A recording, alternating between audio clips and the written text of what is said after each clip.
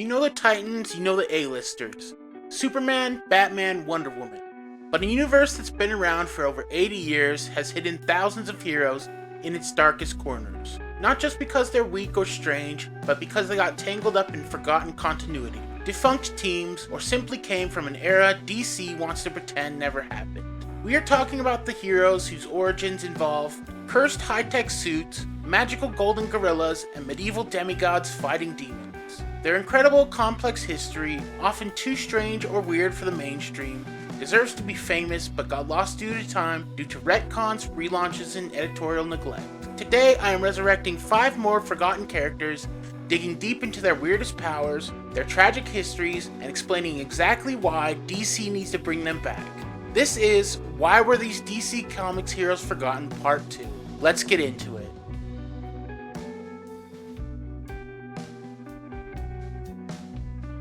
What if dying wasn't the end, but just the beginning of a cosmic nightmare? Meet Half-Life. This forgotten hero is actually Byron Stark, a character whose life was violently destroyed in the late 1950s. Byron starts out as a simple guy, a clean-cut teenager with a life ahead of him, but things got weird fast. His world was completely shattered when an alien spacecraft violently crashed, taking his whole family and his pregnant girlfriend. Instead of simply dying, Byron was actually crushed and killed in the accident. However, the alien matter that leaked from the ship onto half his body brought him back to life, fusing with him. This left him as a living half-man, half-slime monument to his own personal horror show. And that's where the name Half-Life comes from. His body is now functionally dead, with only the alien goo keeping him alive, which makes him incredibly hard to kill. You could first spot this guy back in Superboy and the Ravers #2 in 1996, and his powers were as odd as his origin. He had superhuman strength, insane durability, and powers like elasticity and regeneration. Better yet, his protoplasmic form allowed him to use energy projection, expelling the dripping alien matter from his body with enough force to burn and damage anything it landed on.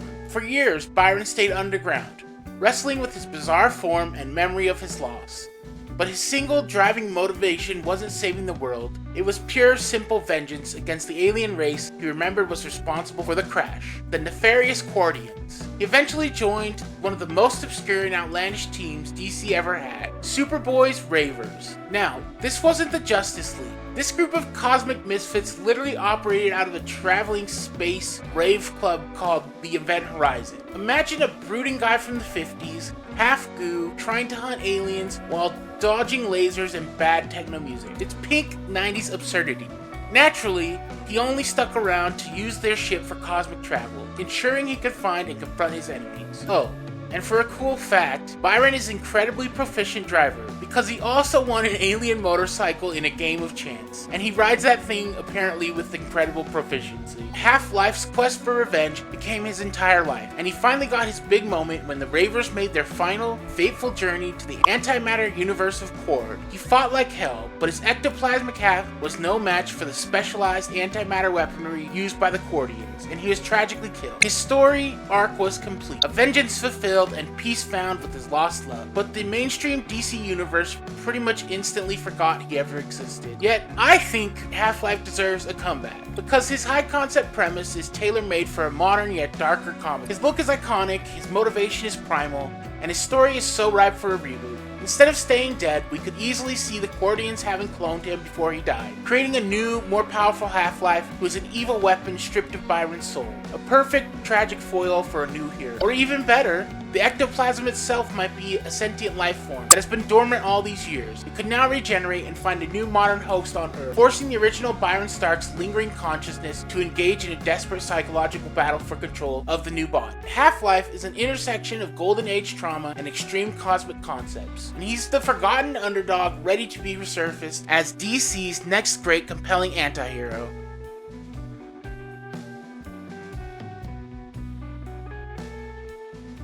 Ted Knight the Starman. Much like Half-Life, who we just covered, this character also had a death that shouldn't have been the end. Meet Starman, the ultimate forgotten genius. This legendary scientific hero made his debut way back in Adventure Comics number 61 in April 1941. Created by writer Gardner Fox, artist Jack Burnley, who essentially took the Superman look, added a cape, and topped it with a Buck Rogers-style helmet with the fin. Ted Knight wasn't born superpowered. He was a brilliant scientist and inventor who mastered several sciences, including astronomy and physics. Initially, he intended to invent a new power source, but his cousin, Sandra Knight, the first Phantom Lady, convinced him to use his invention to fight crime. That invention was the Cosmic Rod, later known as the Cosmic Staff, a device that channels stellar energy, allowing him to fly, create force fields, blast heat, and levitate objects. For years, Starman fought crime in Gotham, battling wacky Golden Age villains like the Elderly Scientist, the Mist, and the Secret Brotherhood of the Electron. He was a dedicated member of the Justice Society of America and the All-Star Squadron, all while balancing his secret life with his girlfriend Doris Lee, who constantly chastised her playboy boyfriend for his lazy hypochondriac tendency, having zero idea he was actually a cosmic hero. After the Golden Age, his life got seriously dark. Doris was tragically murdered, leading Ted to suffer a debilitating nervous breakdown and forcing a long retirement. His immense scientific intellect also made him responsible for creating technology like the Cosmic Converter Belt, worn by Stargirl, meaning he literally equipped the next generation of heroes. His legacy continued through his son Jack, and he spent years mentoring younger heroes, even having a brief affair with the first Black Canary. But his final act was his greatest. After battling Dr. Phosphorus, whose radiation gave him terminal cancer, Ted was killed by the Mist, while personally stopping a city-destroying bomb, solidifying his status as a heroic martyr. Yet, I think Starman deserves a massive comeback, because his legacy is one of the richest in DC Universe, and I think there are still incredible stories left to tell. His unique blend of science, trauma, and sacrifice is ripe for a modern series. Instead of bringing him back to fight, we can explore his genius in a new context. Imagine a plot where the Cosmic Rod itself developed as a sentient AI, based entirely on Ted's brain patterns, operating independently to guide a new hero. Or maybe even darker, the radiation from Dr. Phosphorus didn't kill him. It transferred his consciousness into the very stellar energy of the Cosmic Rod, making him kind of a ghost in the machine, able to subtly influence the universe, but without a physical form. Ted Knight is a forgotten genius who built the foundation of the Golden Age, and his scientific legacy is still too important to be left on the shelf.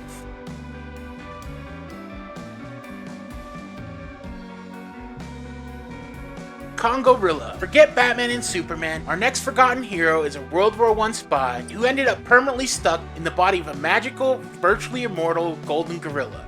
Get ready for the king of the jungle himself, Congo-rilla. William Congo Bill Glenhardt's story is one of DC's longest and wildest transformations. He starred as Congo Bill in More Fun Comics number 56, way back in 1940. Congo Bill was a rugged, globe-trotting adventurer, a classic pulp hero who even served as a spy in World War I, fighting in massive battles and working for the worldwide insurance company, protecting huge policies from fraudulent payouts across the globe. But his life took a hard left turn in Action Comics number 248 in January 1959, when he encountered the legendary Golden Gorilla. Before a witch doctor named Chief Kawulu died, he gifted Bill a magic ring, telling the skeptical adventurer that by rubbing it, he could instantly transfer his conscience into the Golden Gorilla's body. Naturally, Bill only accepted the ring to humor his friend's dying wish, but when he later got trapped in a deep cave with no way out, he hopelessly rubbed the magic ring. Instantly, his human consciousness swapped places with the gorilla's consciousness. Suddenly, the human Bill was in a super strong, virtually immortal simian body, and the gorilla's mind was stuck walking around in Bill's body. This incredible transformation granted him supernatural strength, immense stamina, and superior durability, lightning-fast reflexes, self-healing capabilities, and even the ability to slightly grow in size. He became Congo-rilla, and he and the gorilla kept swapping bodies until tragically Bill's human body died, leaving his consciousness permanently sealed inside the Golden Gorilla. Talk about a commitment to the bit. For decades he was seen as a guest star, including a stint with the Forgotten Heroes, but he had a massive welcome resurgence in the late 2000s after hunters ruthlessly slaughtered his entire adopted gorilla band and his close friend, the hero Freedom Beast. Congo-rilla vowed bloody vengeance, which led him to join a proactive splinter faction of the Justice League. This is where he became best friends with Starman, Michael Thomas, not the one we talked about before. Kongorilla became a dedicated, full-time member of the Justice League of America, fighting cosmic threats like the rogue Starheart and the powerful Eclipso. He eventually chose to resign from the JLA to organize the various heroes of Africa into a more efficient, dedicated team, proving that even as a gorilla, his Scottish gamekeeper roots and leadership skills remained intact. But despite his high-profile run, he's back in the background, making him one of the most underrated JLA members ever. Kongorilla absolutely needs to be front and center again, because his concept is incredible, and I think it deserves a modern epic. We can't let a former World War I spy trapped in a magical golden gorilla body fade away. Imagine a new Vertigo-style series focusing on the tragic psychological dynamic. What if the gorilla's consciousness that died in Bill's human body never left the rig? Kongorilla could be experiencing a slow mental erosion, with the primal wild instincts of the gorilla spirit trying to possess the golden body, forcing Bill to fight for his mind with every single day. Or for a massive fun team-up, have him return to lead his African superhero team on a globe-trotting mission to stop a villain who has stolen a magic brain and is using it to swap bodies with world leaders or powerful mystical figures. Kongorilla is one of DC's most unique adventurers, and his time leading his team shouldn't be the last moment in the spotlight.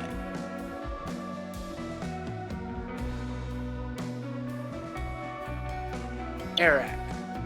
DC Comics has a demigod hero who is literally the son of a thunder god and was raised by Vikings in 500 AD. You need to know the epic bizarre history of Arak, son of thunder.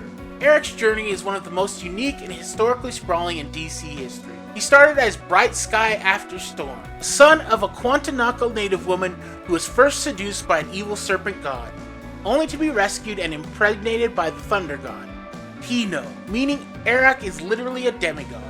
His first appearance was in a special insert in The Warlord number 48 in August 1981, a character originally conceived in the sword and sorcery tradition, but who quickly found his own distinct identity. When his tribe was attacked, his divine father, Hino, sacrificed himself to save Arak, floating the boy out to sea in a canoe. He was miraculously rescued by a crew of Vikings who, after witnessing the boy's aggressive spirit, adopted him and renamed him Arak. Raised as a Viking in the 500 AD time frame, he became an expert with axes, swords, and shields, and notably excelled with a small tomahawk-like axe that resembled his tribe's war club. In his first comic, he killed a terrifying sea serpent by seizing a massive gold cross from a monastery raid and throwing it at the beast's brain, literally fighting a monster while praying to the Native American god he barely knew. Arak's solo series gained a cult following because it wasn't just another fantasy series. He tackled mythological and legendary figures from Greek, Norse, Judeo-Christian, Islamic, and Oriental history, with a surprising cultural sensitivity for the time. He became an ally to historical figures like Carolus Magnus, and fought alongside the fierce Valda, the Iron Maiden. His destiny took him across the world, but it was his heritage that defined him. At one point he died and met his father, Hino, who offered him divinity, but Arak refused, choosing to find the remaining fragments of his tribe. For this extraordinary loyalty, Hino brought him back to life, but gave him a single feather from his massive headdress of power, granting Arak shamanistic abilities, including the power to see spirits, a powerful resistance to magic, and limited weather manipulation and earth control. He eventually found his people and died happy, but his legend was not finished. So, how did this demigod Viking warrior become truly forgotten? By being dragged into modern continuity and turned into the main villain of a massive event. Arak returned decades later during the Convergence crossover, where he was transformed by Brainiac into a hulking cybernetic entity with no memory, renamed Talos, and tasked with overseeing an entire planet of trapped timelines. He became the primary apocalyptic threat of the event until the finale, where he finally regained his memory, transforming back into Arak. This is a crazy dual-identity demigod who evolved into a cosmic cybervillain and then redeemed himself. I think they should bring back Arak, the Son of Thunder, because his unique fusion of mythology and sci-fi is too rich to ignore. We need to see the fallout of his Telos years and the powers he gained. Imagine a new series where his Telos memories awaken, giving him access to cosmic cybernetic abilities, longevity, and detailed knowledge of countless timelines, forcing him to reconcile his humble warrior past with his villainous cosmic future. Or even better, he could be reborn in the present day and forced to lead the current generation of Native American heroes, utilizing both his divine shamanistic magic and his cosmic Telos abilities to protect the world. Arak is DC's forgotten link between the ancient myth, sword and sorcery, and modern cosmic continuity, and his return would bridge these worlds perfectly, offering unique stories no other DC hero could tell.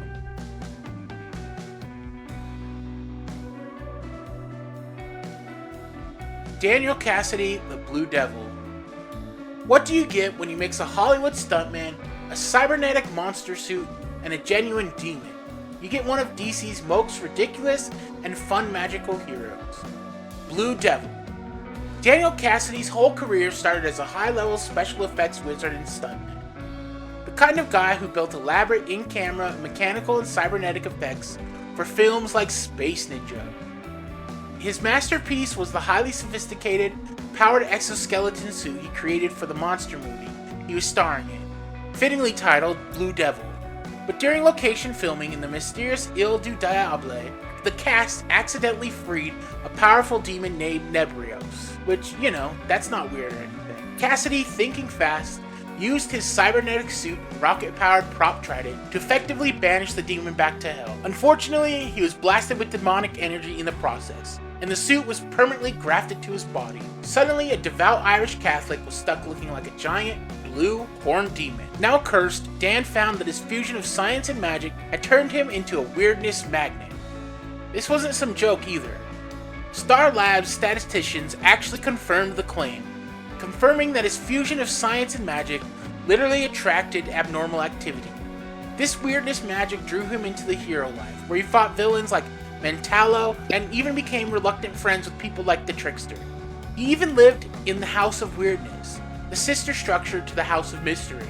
His civilian vehicle was also converted overnight by his friends into the ridiculous Devilmobile, complete with oil-slicked mist bomb, and of course a reclining makeout function because, stuntman priorities. For a while, he even gained an unwanted sidekick in Kid Devil, his director friend Marla Bloom's nephew. After fighting in Crisis on Infinite Earths, the weirdness seemed to subside, and Dan actually went into semi-retirement. When the Justice League instituted an open-door membership policy, Blue Devil saw his chance for a comeback, sponsored by the organization known as the Arcana. This ambition, however, attracted the attention of the ultimate dealmaker, the demon Neron, who ran hell and offered Dan fame in exchange for a seemingly innocent task. Cassidy eagerly agreed, unaware that the act would trigger a chain of events that killed his best friend Marla Bloom in a helicopter crash. Guilt-ridden, Cassidy sacrificed himself to cheat Nero, and in a twist of fate, he is reincarnated as a genuine demon with true magical powers, including accelerated healing and the ability to banish lesser demons back to hell. This didn't end his troubles. He was later killed and reduced to ashes by concentrated holy water while on the Justice League of Friends, only to be restored by the sorcerer Faust, who then used him as a pawn. After finally regaining his own control and inheriting the powerful Trident of Satan from Nebrios, he became the strongman and bouncer at the Oblivion Bar for heroes and supernatural beings. Joining the magical team Shadow Pact, even as a demon, he's still affected by his faith, burning whenever he steps on holy ground. He's also juggling a huge personal crisis. A villain named Jack of Fire claims that the Blue Devil's bargain with Neron cursed the entire Cassidy family to hell. His former sidekick, Eddie Bloomberg, now a true demon himself, also broke ties with him upon learning the truth about his Aunt Marla's death, leaving Dan completely isolated. Blue Devil deserves a full-scale return to the forefront. His saga perfectly balances humor, horror, and high-tech fun. His unique status as a demon with a soul, who also has fairy blood, is ripe for a new story where he embarks on a quest into the deepest, weirdest corners of DC's hell to undo the curse on his family, proving that his moral compass is still intact despite his demonic form. Or perhaps the weirdness magnet is reactivated and becomes his main power, pulling him into a new horror-focused title where he's constantly forced to clean up the bizarre, magical messes caused by his very existence. Blue Devil is the ultimate forgotten Hollywood demon, and I think it's time he got a starring role again.